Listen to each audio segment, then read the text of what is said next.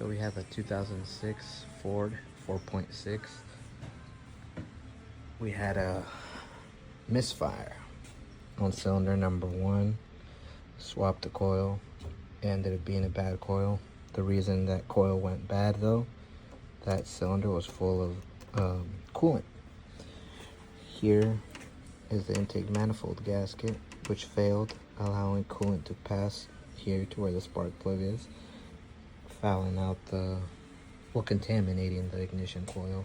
Swapped the coil, verified misfire, swapped cylinders to cylinder number 5.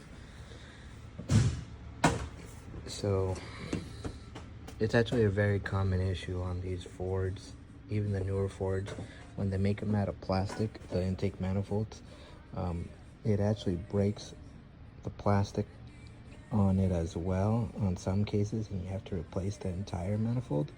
This case, it's aluminum. You just need the gasket alone. Other than that, we're going to clean our mating surfaces, put it back together. Misfire should be gone and customer should be happy.